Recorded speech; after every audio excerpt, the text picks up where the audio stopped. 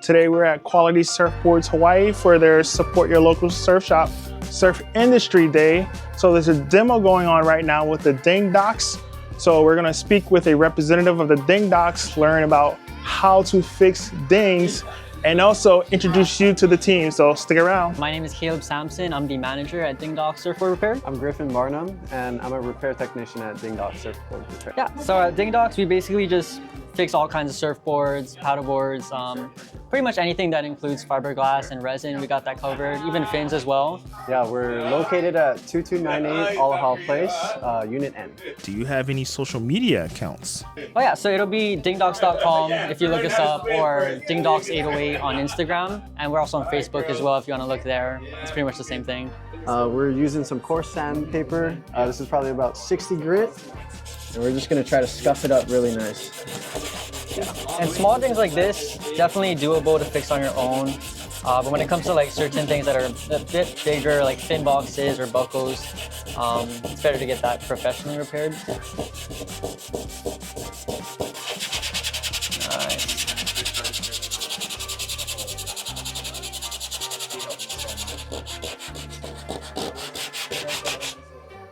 All right. That's vacuum.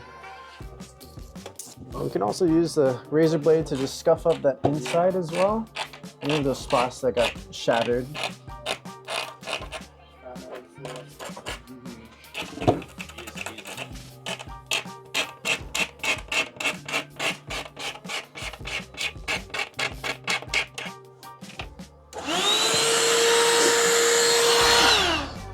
Nice. Sweet. All right. And then just to keep everything nice and neat, we're gonna prep the area with a little bit of Scotch tape. Just gonna go for a nice little square pattern.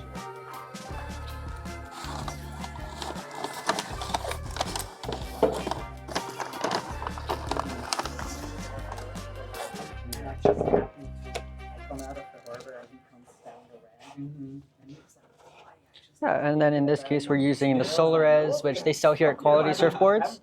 Super easy. Just want to make sure that don't keep it on your skin for too long if it does get on it. Let's see. There we go. And we're just going to put a little bit, enough to cover the surface. But definitely be doing this indoors or under some kind of shade. You don't want to be doing this in the sun or any UV light around it. Nice.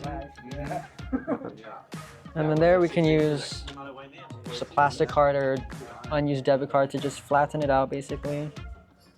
And just work it down into those shattered glass down there. Nice. And then once it's flat enough, you can use UV light or just put it out in the sun. But since we're indoors, we're going to be using this UV flashlight. And probably just hover it over for about a minute or two, and it should cure. So Caleb, what exactly are we looking for once we reach the minute mark? We're just making sure that the Solarez is pretty much leveled with the board. A lot of the times the Solarez can kind of sink into the cracks. And in that case, you just want to add a little bit more before you start sanding. Now we're just checking for hardens. For the most part, you just want to see if you can scratch the surface, and pretty much that's a good way to tell if it's ready to sand. But if it's still a little tacky and sticky, then definitely leave it out in the sun or light for a little bit longer. That should be good, yeah? That should be good. Yeah. All right, so once this is fully cured, we can go ahead and remove the tape. And then we're gonna begin our sanding. All right, so we're gonna start again with the coarse grit. So just trying to sand this totally flat. So this is probably like 400 grit? The 60 grit. Like 60. Yeah. Oh, 60 grit, wow. Yeah. So you want the coarser sandpaper to knock it down faster. Yeah. If we started with the high sandpaper, it would take us forever to Gotcha. pretty much knock it down.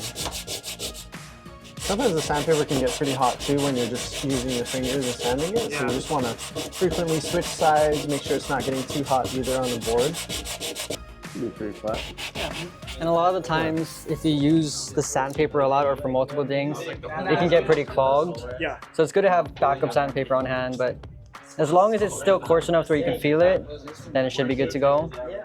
But yeah, this is like 60 grit, and then we eventually work down to 120, which is what we're about to do. All right, so on to 120.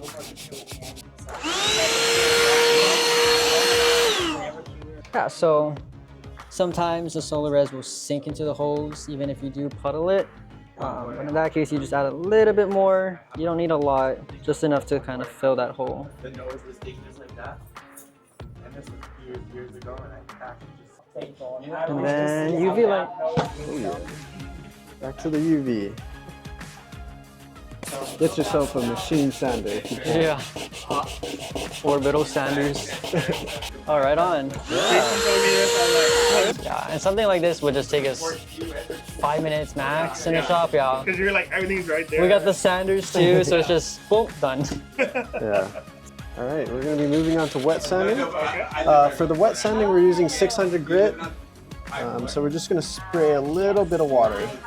And the 600 grit usually helps to get rid of any scuff marks you made with some of the lower grit sandpaper. So last thing we're going to do is scuff it up with this scuff pad right here. That just helps us to match the finish. Yeah, and pretty much every board is unique in the way it's finished, I'd say. This one, you can scuff it, but certain boards, you would need to polish it, and that gives it just more of a shinier look. Let's see, just poke it. Wow. Straight up. Oh yeah. That's why you guys are the pros. Oh yeah. Cool. Awesome. Yeah. All right. Thanks, guys, for your demonstration. Of course, of course. Hey guys, Ramon here. Thank you all for tuning in to today's video. Hit that subscribe button and notification bell to stay up to date with what's happening here on Oahu. If you would like to watch more videos, check out our playlist. And last but not least, consider becoming a member of the Oahu Surf Films Ohana.